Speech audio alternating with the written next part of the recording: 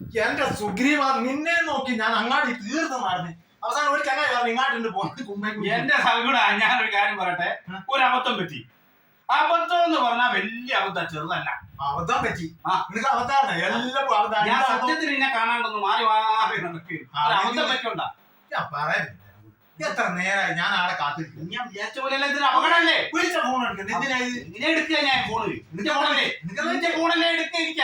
എനിക്ക് എടുക്കാൻ പറ്റണ്ടേ?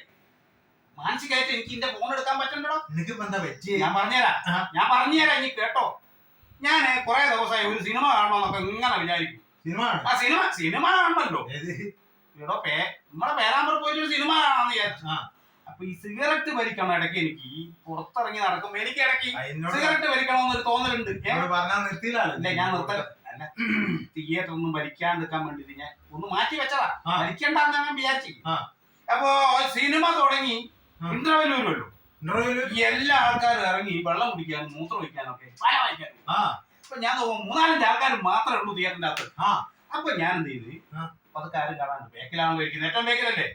ഞാൻ ഇത് വായിൽ വെച്ചിട്ട് കത്തിച്ച് പുക പതുക്കെ താത്തി പുക പുറത്ത് കാണിക്കാണ്ട് ഞാൻ വലിച്ചോണ്ട് മേലോട്ട് വിട്ടില്ലടോ.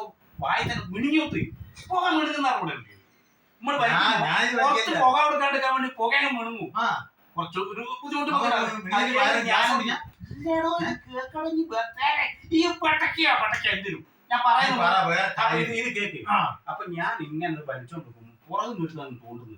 ഞാൻ വിചാരിച്ച തീക്കാൻ ഞാൻ ചോദിക്കാനായിട്ട് വിചാരിച്ച് ഞാൻ സിഗരറ്റ് സാധാരണയല്ലേ ഞാൻ സിഗരറ്റ് ബേക്കോട്ട് ഇങ്ങനെ പിടിച്ചു മാങ്ങുന്നില്ല. പിന്നെ പിടുത്ത എന്റെ ഷർട്ടിനാ. ഞാൻ തിരിഞ്ഞു നോക്കുമ്പോ 2 പോലീസുകാർ എന്നെ ഇങ്ങനെ പിടിച്ച് തൂക്കി എടുത്തിട്ട് പുറത്തേക്ക് കൊണ്ട് ചിരിക്കുക.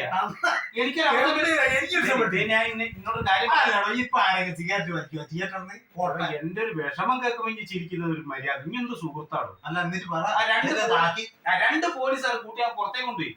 പുറത്ത് കൊണ്ടുപോയിട്ട് ഇവര് എന്നോട് ചോദിച്ചു, ഇവിടെ ഇതിന്റെ അകത്തുനിന്ന് വലിക്കാൻ പാടുണ്ടോ? നിയമല്ലേ, അങ്ങനല്ലേ, കുന്തല്ലേ, കുറച്ചക്കറല്ലേ? ഞാൻ പറഞ്ഞത് ശീലായി പോയതാണ്. അപ്പാട് കേസ് കൂടുതലായി. ഏത് ഞാൻ സ്ഥിരമായിട്ട് സിഗരറ്റ് വലിക്കുന്ന ആൾ ശീലായി പോയതാണ്. സിഗരറ്റ് വലിച്ചിട്ട് ശീലായതാ ഞാൻ പറഞ്ഞത്. അത് അയാൾക്ക് മനസ്സിലായില്ല.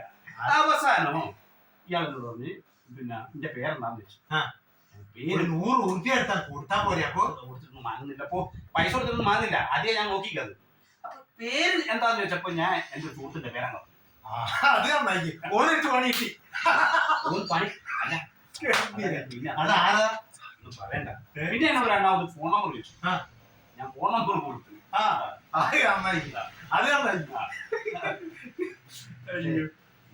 എനിക്കെന്താ സങ്കടം? എന്താ പ്രശ്നം പറ്റിയെന്താ വെച്ചാല് ഞാൻ കൊടുത്തത് എന്റെ നമ്പറാണ്. എന്റെ നമ്പറോ? എന്റെ കൊല്ലം ഞാൻ പറയണ എന്ത് ഉളുപ്പില്ലാത്ത എനിക്കുള്ളൂ.